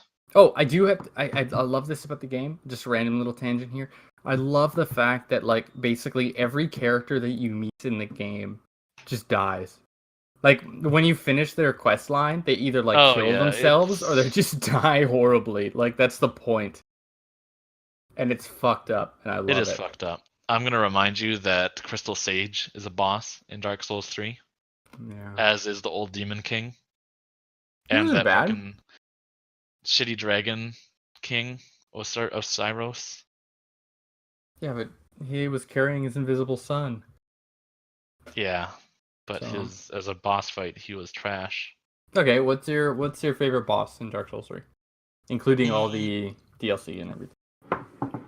It's probably like the DLC boss. Like I think Friday and Gale are fantastic. I think Gale, just as the end boss, is probably my favorite. Although I think Friday might be technically the better fight.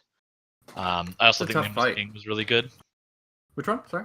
Nameless King, the Sky Lizard. Oh fuck! Like that guy was so tough initially. He was. Like, he's a nightmare to fight. I really like Champion Gundyr as well. Oh, it's like second attempt Gundyr? Yeah, like in the Dark World or whatever the fuck. I like Gundyr. That's a cool initial like fight. It was a cool throwback to the tutorial, and they added some meat to the story and shit like I really liked it. Dope. But yeah, those are the good bosses. The rest are very from mediocre to bad. I have this weird love-hate relationship with the Cursed Tree. Oh, the Cursed Greatwood or whatever? Yeah, like it's an interesting boss, but at the same time it's just really goddamn annoying to fight. It's really cool the first time. It's just like one of those ones where you come back to it and you realize that it's not that cool. Because it's just very tedious. Whereas I feel like a lot of the Dark Souls 1 bosses, like Ornstein and Smo and Sif and Artorias and Manus, like hold up for like second, third, fourth run-throughs. Ornstein and Smo is a fucking nightmare. It is just a fantastic fight. Gives me PTSD. And it does. Me too, dude. I'm right there with you. Whereas Dark Souls 3, the bosses for the most part get tired the second time around, with the exception of maybe like even Nameless King the second time around. Once you understand how his shit works, is a mediocre boss fight. But I think the first time you fight him he was a real challenge. Yeah. Which is why I think he's up there for me. Whereas I think Friday and Gale are just fantastic. I really like the second, third, fourth. They stand the Demon Prince. I think it is like the two. The two bats demons that turn into one bat. I thought that was a really good fight. I liked it. It was like a bit too. It's really tough. Easy. Oh, I mean tough. Yeah, it was tough. I don't know. Like it's one of those fights where once you understand kind of some of their mechanics, like it just kind of falls apart a little bit. Like at the beginning, it's like, oh, it's like an Ornstein Smoke thing. I got 2 of these dudes, and then you realize that like one of the bats just kind of hangs at the back for the most part. Alright, well, you kind of focus on just a cynical piece of shit, which is just who you are. I guess personality trait. I can't berate that about you, but I hate. But it just that's fine. Feels like there's been so much, like there's so much good in Dark Souls, Soulsborne stuff in general, that it seems like they should have been able to fucking nail this game and make it definitively the best Soulsborne game with Bloodborne's, faster combat. And, they know what they're going up against as far as the other bosses and stuff go. They should be able to just fucking destroy this shit. And they had some really good bosses, and they had a lot of real fucking Garbo bosses. Garbo? Garbo. Garbo? Garbage. I was saying garbage, but I said Garbo. Last thing about Dark Souls 3 that I want to ask you, and then you can give your final impressions or whatever the hell you want to do. Who is a better character, Sigvard or Patches? I mean, I gotta give the fucking Onion Knight, dude. He was just there for me. Like, he is one of just the good characters in a real shitty world. Such a chipper son of a bitch. He is. Like, Patches is definitely cool. I love my boy Patches. Like, he's still got shooters out here. Patch But reveal in Cursed City is pretty dope. So. oh, in the Ringed City. Yeah. Sorry. Yeah. Oh yeah. Like I like when he was in Bloodborne, like the fucking spider with Patch's head and shit. Exactly. Fucking... There's a connection between both game series. There's your fucking canon, dude. Again. Mm-hmm. But I mean, Sigward or whatever the fuck is just so. I just fucking love that dude. I know, and he's always got such soup. A shitty world. He's always got soup ready for you, and he's got a beer. Man, I fucking love that guy. God, and then he just died. He did, like everyone. But all right, so you got any it's last points you want to say? It's worth playing. It's a good game. It just feels like it should have been so much more, especially as like the end cap to the Dark Souls trilogy or series or whatever you want to call it. See, I acknowledge your opinion, but I feel like you just have high hopes for everything, and you're kind of a cynical piece of shit. So, I mean, is having high hopes and cynical, are those kind of not at odds with each other? I don't care. I know it could have been so much more. Like they've done so many good things that seeing what they ended up putting out, like it's a good game, it just feels like it could have been so much more. Like I guess coming off of Bloodborne. Well, especially it does seem like it's kind of a letdown. Who knows? We got what is it? Sekiro, Shadows Die Twice, which was confirmed to originally have been a Tenchu game. So that's See, I couldn't understand if that was going to be a Tenchu game or if it was going to be their own unique like type of thing or what. So I mean, it seems like it is its own unique thing, but originally it was going to be a Tenchu game before they were like, we don't want to be held back by having the Tenchu stuff. Tenchu's dope. I like Tenchu. All right, well, on to my last piece of information or topic conversation. We've talked about a lot of video games today. I'm gonna shake things up a little bit, get a little wild here, a little half cocked. I'm gonna talk about Avengers. I got a half chub right now. Jesus, dude, I'm on a roll and you fuck it up, okay? And I think we need to discuss who you are in this podcast. All right, it's possibly more of a private conversation, but I just don't appreciate who you are. Okay, well. Anyway, my final topic of conversation is the amazing. Okay. What the fuck was that? I turned the sink on. What are you doing? I'm washing my hands. I thought you were like taking a piss in the bathroom as we're recording. You're just. Oh, I'm at the mall right now, man. I heard you talking about Avengers, dude. I had to get ready to the bathroom and I had to piss and... Fuck up. Do we need to have a break? Do we need a break? No, we're good, dude. We're good. Alright, I can get into this? Yeah. Okay, cool. Alright, so my final topic of conversation is an amazing film that came out this year, and everybody should know it, and it is Avengers Infinity War. Bum, bum, bum! Mr. Stark, I don't feel so good. Yeah, it's phenomenal. So, what? Have you seen that meme? Where it's Peter Parker, and it's like, he ride the bus, he break your trust when he gets on the ship, and Tony Stark turns to dust.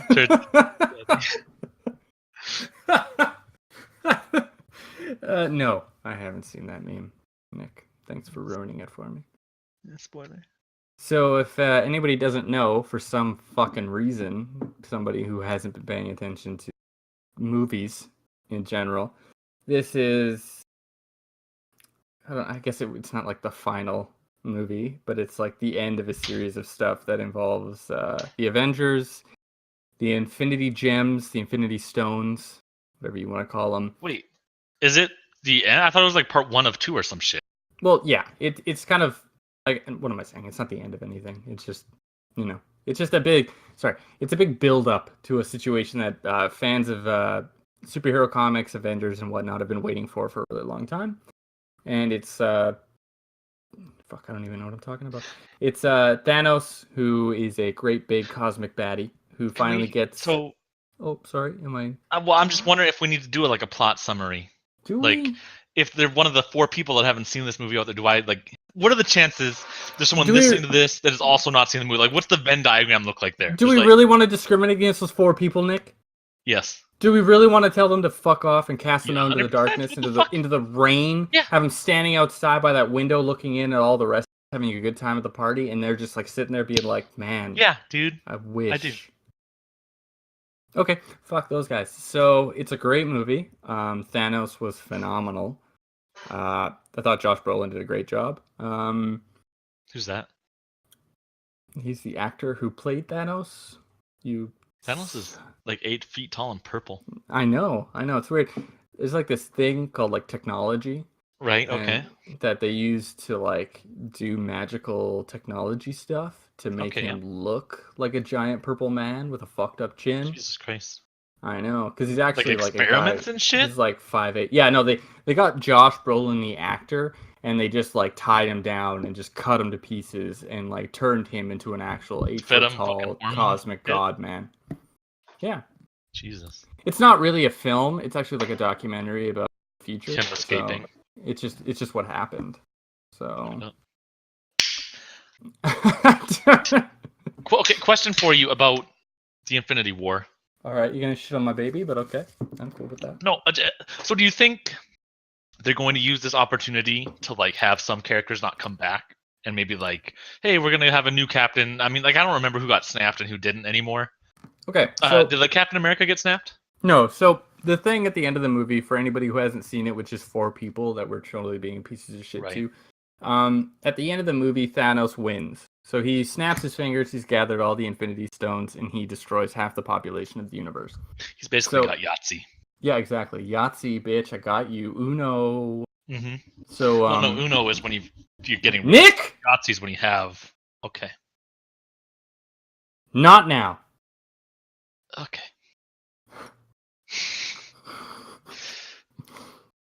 Anyway, so Thanos snaps his fingers, and half the population, obviously, in the universe just turns to dust.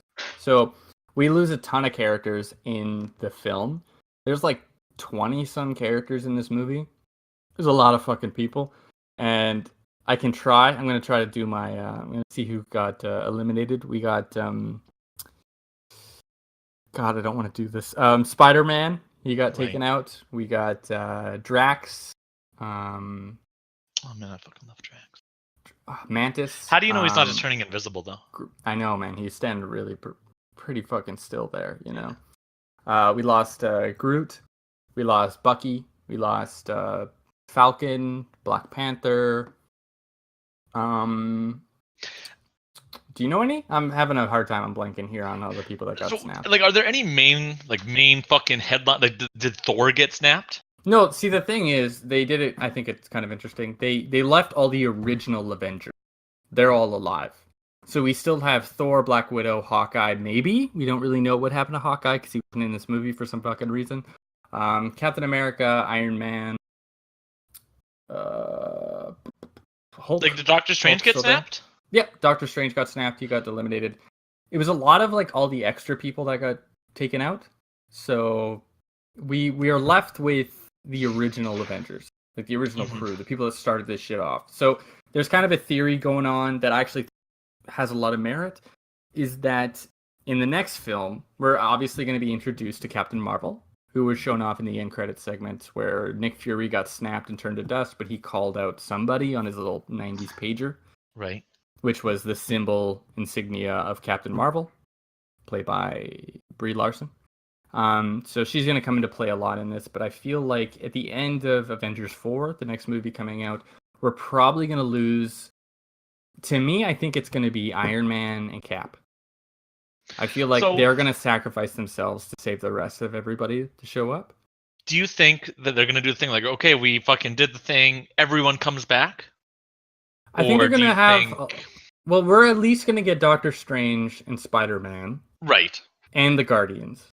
Maybe not all of the Guardians. Well, not with the James Gunn stuff. Maybe the Guardians are... we don't need to get so political on this. Okay. We don't need to get into that. But I mean, it doesn't have to be political. Dude's not working on Avenger fucking Guardians of the Galaxy. Well, they're using his script, okay? Okay, sure.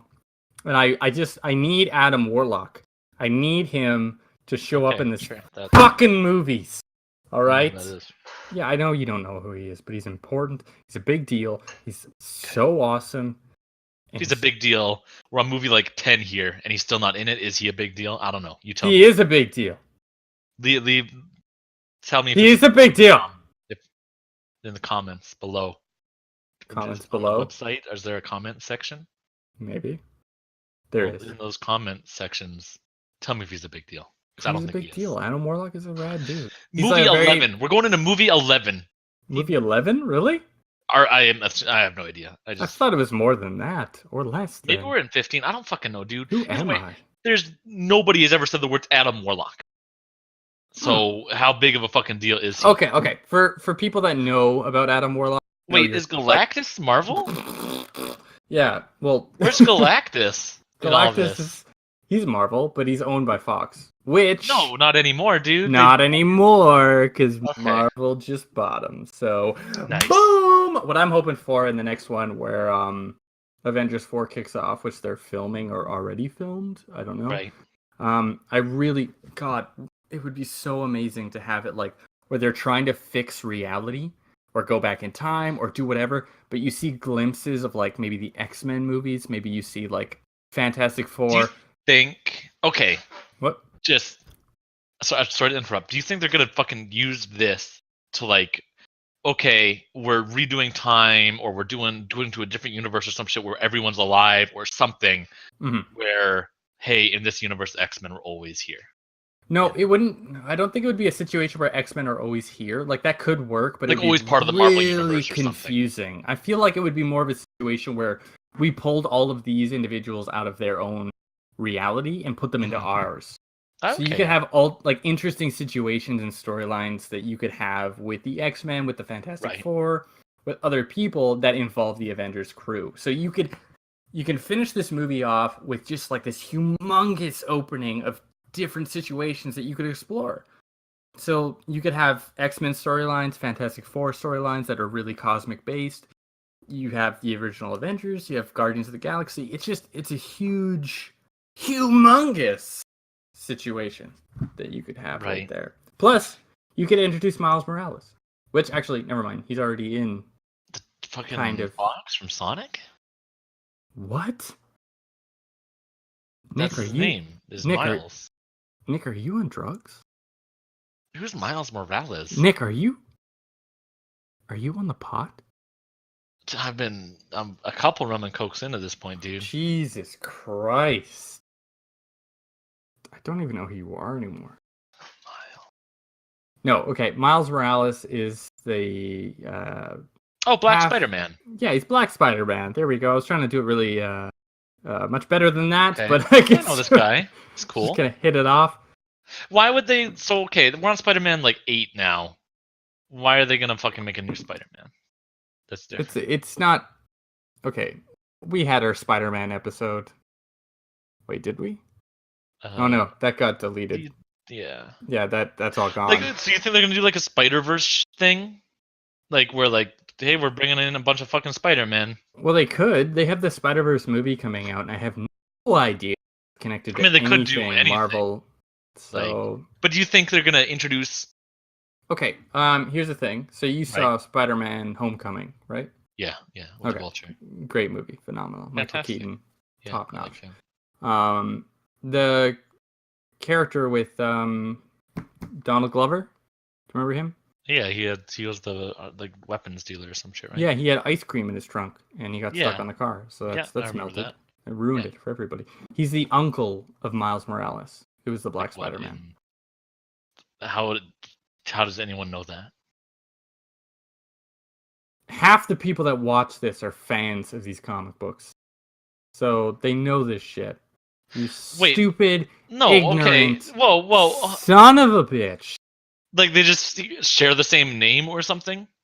No, I'm not even gonna attempt this. I'm serious. Like he's got a different name, but Kevin Feige come out and say like, oh yeah, that's Miles Morales. Feige? It's Feige. Oh whoa, excuse me. Feige. Sure. What? No, it's stated. It's a thing. It's where is it stated? I guess I don't remember. It's just so it's a fan theory. It's not a fan theory. It's an actual thing. In the comic series, I'm not getting this right, but he's playing. So, but in the comic series, shit is different, right, than the main movies. Well, slightly, but Donald Glover's character is the Prowler. In the comic series, he's a guy who runs around in a purple outfit and doing stupid shit. So Becomes this a doesn't really seem good like friend it's in of Peter Homecoming Parker. at fucking all. Oh my god! I just wanna go to your house and slit your throat, Nick. I just want to kill you. I'm just saying, like, a lot of the time, like, in Avengers 2 or whatever, who's the dude they beat up at the, like, Baron something? Baron Strucker? Yeah, maybe, I don't fucking know. Yeah, well, he's different in the comics, right? Here he's just some fucking dude. Well, no, they're kind of the same. He doesn't have as much like importance in the movies as he does in the comics, but yeah. But like, I guess what I'm saying is, but you're telling me they're not going to introduce Miles Morales? I have no idea. The teenage, half black, half Hispanic Spider-Man. Like, maybe they will. That's I just ridiculous don't see that they wouldn't do having someone that doesn't read comics and has only watched the movies, and like, you have to remind me who this dude is. I don't see how it's like, oh yeah, it's a slam dunk. He's definitely in the next one or some shit. Like, well, I'm telling you, there is. And then when you watch it, eventually you'll be like, oh, that's kind of cool. There's another Spider-Man jumping around. He's got a cool costume. So you think there's going to be 2 Spider-Men? There's going to be like 100 Spider-Men. Jesus, man. Learn your shit. What? Like, I get the Spider-Verse shit, but they're not going to put that in the mainstream movies. Who knows? I mean, that just seems like too... We have a reality stone. Yeah. Okay? Like, that can open up shit. And as a super but they have nerdy at the end of the day, they have to make mainstream guy, movies that appeal to billions of people. Exactly. That's the point. That's what I'm trying to say. Enter the Spider-Verse, Avengers 4, Enter the Spider-Verse. How many Spider-Men? You can have like, Miles... It doesn't seem like it's gonna fucking... That seems like too comic booky. That's... What the fuck are you talking about? That's the whole appeal of these movies. Like, the whole appeal is that they're making comics mainstream and having like things that anyone can just pick up and watch. The Infinity War film is done from the Infinity Gauntlet's comic book series. I get that they're adapting like comic series and shit like that, but there's like a million. It's not like they're gonna do Secret War or some shit or like. Oh my god, Secret War would be so good. Oh, yeah, that's like the comic book fan and you saying like, oh man, I can't wait. It's like, like that feels like me and Dark Souls 3 are setting yourself up for disappointment because they're gonna whitewash stuff, and maybe not whitewash is the wrong word, but they're gonna generalize and make a real basic movie. If you want to get on that whole spectrum, the whatever kind of topic of conversation you want to be on, the Miles Morales Spider-Man is great for a diverse audience. Okay, he opens up different types of platitudes instead of just having an all-white Avengers cast. Right, and I'm not trying to take it into like a diversity area. It just seems like we're on Spider-Man 4 or whatever, you know, between Tobey Maguire, Andrew Garfield, and whoever the new guy is, Tom Felton? No, that's fucking Draco Malfoy. Who's the new one? Who's the new one? Oh, he's like 32 or something running around. Oh my god, I can't remember his name right now. Tom Holland. Tom Holland, yes. Like, Tom Holland. Are they really going to be super eager to introduce Spider-Man 4?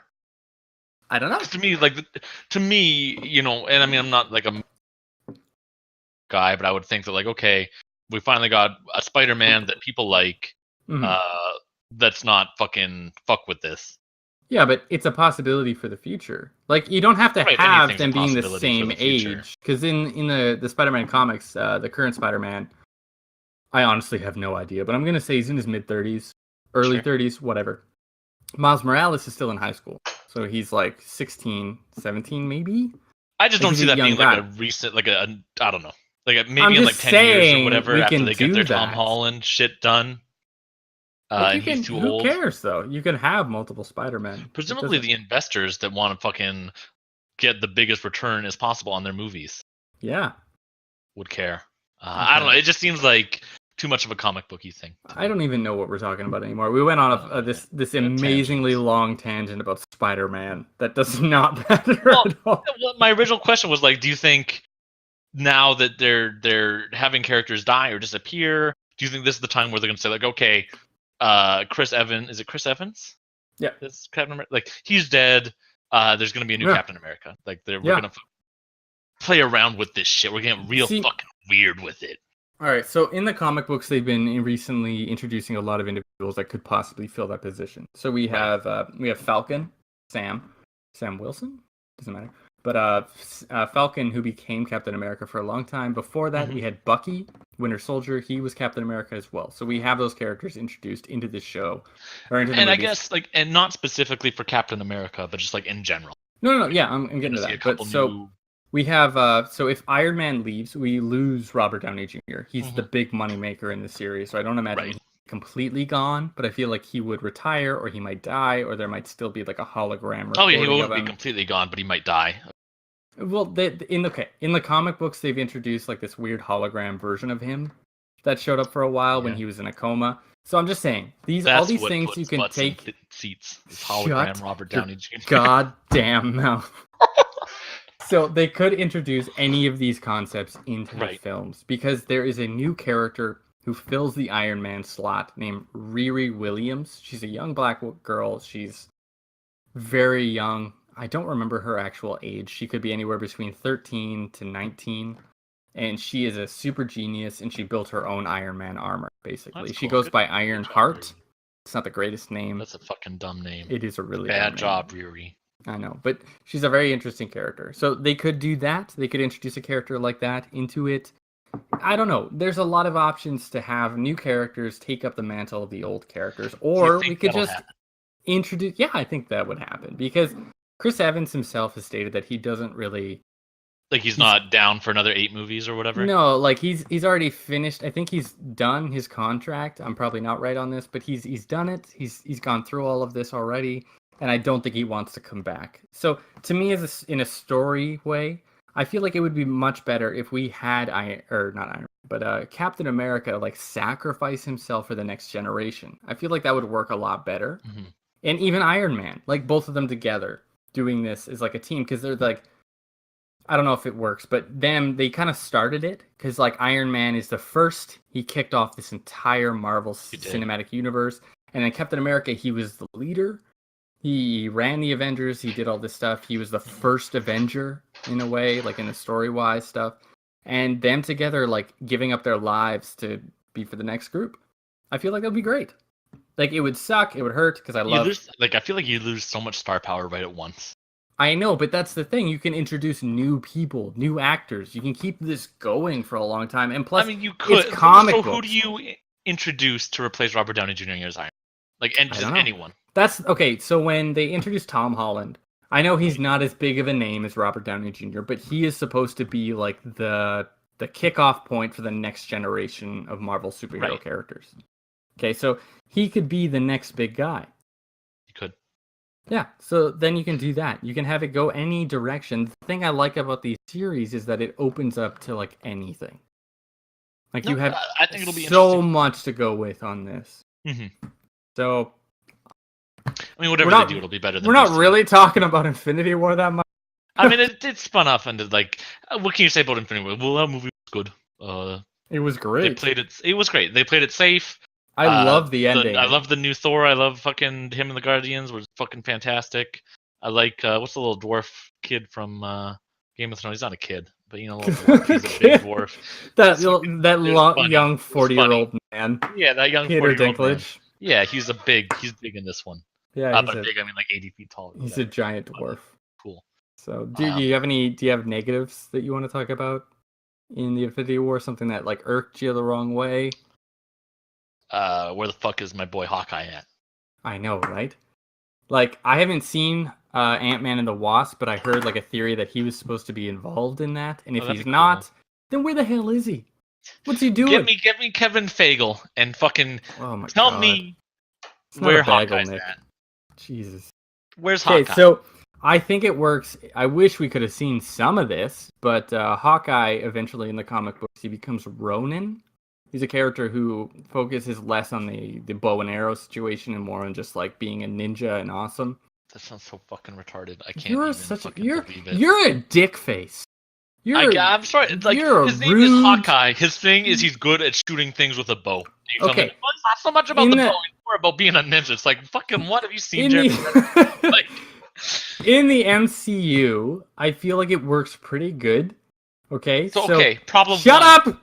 Let me talk. Sure, okay, tell me why Jeremy Renner could be a ninja. So, Thanos snaps his fingers. Alright, he eliminates half the population. Boom! There goes Hawkeye's family. Oh, fuck. They're all dead. Oh, okay. Alright, so he has nothing left. And he's not going to be this cheery little bow guy. He's this dude who's just like, I'm going to kill everybody. I don't even care anymore. Alright, I just want to get this done. So he's probably, he's definitely going to show up in the next Avengers film. I hope so. And they have seen him on set, I think, of Avengers 4 as Ronin, in kind of a Ronin costume. Is this like a confirmed thing, or is this like, well, I heard my brother's friend, no, there's photos. Said, okay. You can see photos of him. He's got this kind of like a shaved side of his head and everything. He's got a new haircut. But, I don't know, man. You can go anywhere with this. I loved Infinity War. It's a phenomenal movie. It was really intense. The ending of the film was something that the MCU doesn't usually do, where it usually ends on like a high note. Like, yeah, we beat the bad guy and we're the best. This one's just like, yeah, we lost. I feel like the Earth stuff was boring. I get it. I don't think it was that boring, but yeah, it wasn't as interesting. Like, oh man, what are they doing here? Like, I can't believe they did this scene or something. It was just like, man, you've got this cool space shit going on with Thor and crew, and also like the Doctor Strange, Spider-Man, Robert. Doctor Strange. Go back to okay. Like, I just gotta say, Doctor Strange was like a fucking highlight in this movie. He was like just the fight with Thanos, or good. Like he just because in the first Doctor Strange, he's doing a lot of like kind of karate shit. Like he's doing a lot of like sparkly like fire whip stuff. Yeah, and it's not really magic. And here he's doing like straight up magic where he's like making copies and fucking shooting. Oh my god, that shit was so good. He did the bands of Sitorak or Sitorak, whatever you want to call them. Yeah. And other amazing magic spells and stuff. I thought he really stood out in this movie. But you're right. I feel like the Iron Man, Guardians, Doctor Strange, Spider-Man, Thor, all that stuff was like a real big, interesting cosmic stuff. Whereas the Earth stuff was just kind of like, we got a fight to do. Vision is the most boring fucking character I can imagine. All right. Like, okay. If you put boring character into a supercomputer, it would spit out Vision. No, you know what? I love Vision. All right, I don't give a shit. I guess he's a cool guy. He's just incredibly fucking boring to watch. You know what? I'm going to say this. I'm going to be the only one who says this. I'm a robot. I reply to things in a robotic way. That is not logical. What is love? I teared up in this movie. It hit a lot of emotion. I'm a sappy little baby man, and I love my films. But this is like one of my top 5 moments in this movie was with the Vision at the end with Wanda, and she's doing her whole thing. She's melting his brain or whatever, and he's like, I only feel you. And it was such this like emotional moment that I loved so much. And like, he's just accepting his death. And he's like, I just care about you. I only feel you, Wanda. Yeah, that's how he did it. He's like, oh, 101011, I love Wanda. And she just melted his brain. That's how that went, you stupid fucking asshole. Jeremy Renner, if he was Ronin, that'd be cultural appropriation. Boom. Shut up! Fucking argument destroyed. This is really a half-cocked episode. This is this is some good shit, dude. This is really all over the place. Magic happens. It's a baby maker right here. Just anybody who's listening, the 5 people that download this, we don't know what we're doing, and this is all over the place. So this is how me and Nick usually talk. A lot of yelling at each other, a lot of violence, and yeah, I'm usually crying in a corner at the end of the night, and Nick is just laughing. It kind of sucks that Infinity War, like, I don't know. There's part of me that's like, man, am I gonna be this invested into it in 3 years or whatever number comes out, or shit like that? Yeah, like it's a long wait for. This. It was Are you not interested in Captain Marvel? I don't. Is that Miss Marvel? Is that the same thing? That's kind of rude. Is it? It is. I don't know who Captain Marvel is. Is that because I know Miss Marvel she's got like a sash. Yeah. So, okay. There's a character, Carol Danvers. She became Miss Marvel because there was a Captain Marvel running around. Captain Marvel died in the comics, and eventually Miss Marvel took up the mantle of Captain Marvel. Okay, yeah. Where she went from being, hey, I'm wearing a sexy swimsuit and you can check out my long, luxurious hair, to being just like, yeah, I'm just a character in my own right and I'm not a sex object. That's cool. So. Good for her. Yeah, and they actually have a current Miss Marvel who is a. I'm not even going to go there because I don't want to fuck this up. She's a. Lesbian? She's not a lesbian. She's a girl in high school. She's just a Kamal. Her name's Kamal. Oh, Kamala Khan? Kamala Khan. I think that's right. I don't want to fuck this up, but I really like her as a character. She's really cool. And the Miss Marvel, I feel, really works because she's a young girl, and that title kind of that works on that. I think that Miss Marvel is a dumb name for something. Like, I'm sure she's a great character or whatever, but I feel like you're a dick. No, like, I'm not trying to like shit on you or something. Just in general. I just feel like Miss Marvel, like, I don't know. There's something about. Could you see Robert Downey Jr. calling a character Miss Marvel in a movie where Captain Marvel also exists, so you can't just call her Marvel or something? What would you call her? I don't know. Like, you. Kamala Khan. Yeah, that's her name. What the fuck am I talking about? What would you call her? The whole reason she calls herself Miss Marvel, Captain Marvel is her favorite hero. I just feel like Miss Marvel is a dumb name. Like, and not like trying to throw shade or whatever. I just feel like it's a really comic booky name. Well, yeah, but that's when you really think about it, like Batman, Spider-Man. Yeah. If Batman and Spider-Man didn't have like decades, and maybe Miss Marvel has decades and decades. But if Batman and Spider-Man hadn't been in like the actual pop cultural eye for like Captain America, again, same thing. Like none of the names are good. No, they're not. But they're like ingrained in culture at this point, so they're not dumb. What's up with Miss Marvel then? I don't know. It's just like it's not as iconic as those ones, so it sounds weird to me. I feel like you're kind of trying to push your sexist agenda on this. So you got me. Yeah. I shit on Dark Souls 3, and I also have a sexist agenda. You fucking... My House of Cards. You really fucking scored a touchdown on my House of Cards, dude, because it's unraveling. It's the dominoes fucking... Alright. Let's end this. This is getting out of control. Been half cocked. All over the place. Half cut, half... So, do you have any comments left? Anything you want to talk about? It's a good movie. You should go see it if you haven't. Yeah, I thought it was a great film. It fucked me up emotionally because I'm just a sappy son of a bitch and I love my comic book characters. And that whole Tom Holland is a phenomenal character or actor. Holland. I love his version of Spider-Man a lot. He's my favorite one out of all of them. Oh, so what do they do? So what is next? Like, so because usually they like plan the shit 3 years in advance. Like, what is the next Marvel movies coming out? Well, we just had Ant-Man and the Wasp, which I haven't seen. Right. It's supposed to be really good. Next one after that is supposed to be, I believe, Captain Marvel. Is that like in December? Like, is it? Or do they have another one for Christmas this year? Like Christmas season? Oh fuck! I don't want to say this because I don't actually know what I'm talking about for dates. But yeah, if you could do that, would be great. But I know Captain Marvel is coming out a few months before the next Avengers movie. March 8th, 2019. Yeah, and then the next Avengers is like May or June. Like it's so it's only like a year later. Wow. Yeah, like that's not as bad. Yeah, like it's not like it's supposed to be like a year of like you being like, oh my god, what happened? Avengers 2 was like 2015 or some shit, wasn't it? Yeah, they really a few years ago now. It's really a big difference in time. But you can't keep the stories going after this movie without addressing what has happened because a lot of shit occurred. Well, I mean, like you could do like a Black Widow movie where how does world government fucking function in a world where half the people just disappeared and do like you could. There. They'd be kick-ass. I really want to. Like that's what I thought movie. To be honest, that's what I thought they were going to do. I thought it was going to be okay. Avengers 4 is in 3 years. In the meantime, we're going to do a Captain America where he's got to defend America with like how is Hydra like? What's going to happen with half the people fucking gone? Like that would actually be really interesting because you could have a Black Widow movie where Hawkeye might show up or Cap or anybody, but like it's like what is the world like now?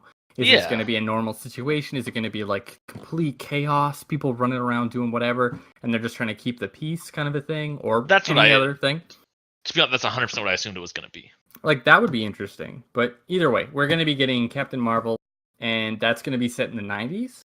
So Carol Danvers is a pilot who gets her superpowers. I'm not going to get into this, but she gets her superpowers in the 90s. Lantern? Yeah, shut up. So she gets her superpowers, and then something happens. She's a cosmic kind of superhero. Right, she's got cosmic power. Yeah, she's one of the... It all depends on what you're going on here, but in the MCU, she's one of the strongest superheroes that existed. So, in the comics, she's really strong. But they've stated, Kevin Feige has said that in the MCU, she's going to be like one of the strongest superheroes that exists in this universe. So she's going to have a big part to play. Who is the strongest superhero that exists in this universe? Is it Doctor Strange? You could have an argument for that. Doctor Strange has some pretty amazing abilities. Thor is okay. Recently, he's kind of gone into favor. But I would say Sentry is a really strong superhero. Who the fuck is Sentry? Exactly. He's kind of a lesser known. He has... All right. Okay, and I'm just talking about movies. I'm just talking about movies here. Not movies. Not movies. I'm getting into comic books. Like, technically, Stan Lee's got his character, the creator, and he's technically Jack God Kirby. Of this universe. And that's literally Jack Kirby. And literally transform time and shit. In the MCU, who is the strongest superhero? Okay, in the MCU, slight aside, Sentry has the ability of the... he's got the power of a million suns. So I think he's kind of a tough... Did you say a million sun? A million suns. Oh, okay. Yeah, he's a lot of suns. See, that's bullshit to me. Like, that's... How do you fucking... Like, a million suns. Like... Yeah. It's fucking the stupidest thing I can imagine. Yeah. Like, how do you quantify power on that? Like, you might as well just say his power is infinity. So you take a sun times by a million. There you go. You did it. Yeah, which is basically infinity power. Okay, so in the MCU, from what, like a perspective, who has the strongest power? Like, is it Vision? Yeah, like, is it Vision? I would imagine it'd be like Vision or some shit. Scarlet Witch is shown to actually have a lot. Yeah. In the comics, she's amazing, powerful. In the movies, it's kind of really toned down. Powers, or is in she can say a word and alter reality. But in the movies, I'd say it's either like Thor, Vision, Scarlet Witch, Thor. Recently, Thor got like a huge power upgrade. And Thor. Thanos, or I'd say that's about it. Or Batman with prep. Adam Warlock, if he showed up. He's not in the fucking... He is at the end of Guardians of the Galaxy 2. They show off the cocoon. He's not going to be in number 3, dude. That is him. That's him. You son of a bitch. Okay. You fucking got me. God, the cocoon is the strongest superhero. I'm nerd raging. 3 seconds in the fucking stinger of Guardians of the Galaxy 2. I hate you so much sometimes. Stronger than Thor. I don't even know why we're friends. Stronger than Thanos. If he's a super space wizard. As a beautiful butterfly space wizard, Thanos would have fucking needed 2 Infinity Gauntlets just to run away. I hate you so much. All right, let's end this. So okay, this has been half cocked. So do we have any closing statements about any of this? So it's a good movie. It's a great movie. If you haven't seen it, you're a fucking pariah, and I don't know what the hell you're doing with your life. But that's fucked up, dude. What if people haven't seen that? And, like, I don't give a shit. The edge, you know. Like this I don't give a pushes shit. them over. Is the fact that you of all people are looking down on them? Me, disgusting. The enigmatic and amazing Stefan, the nerd argument king. The rage-fueled nerd, just screaming at his wall. Yeah. Yeah, it's a good movie. Good podcast. Good stuff. This is a weird episode where we're just talking about any kind of random thing. Maybe we might do this more than often, but it's probably just going to be a once a month. Let us know your thoughts in the comments below. Comments down below. Shut up, Nick. That son of a bitch. It's been half cocked, everyone. Yeah, so this is the half cocked segment of half cut. God, I'm trying to say goodbye and so long, farewell. Just have like an amazing musical number at the end. Goodbye. Oh man. All right, let's end this. So this is a fun episode. I'm your host Stefan. This is my co-host Nick. Bye-bye. Craig, leave. I hate you.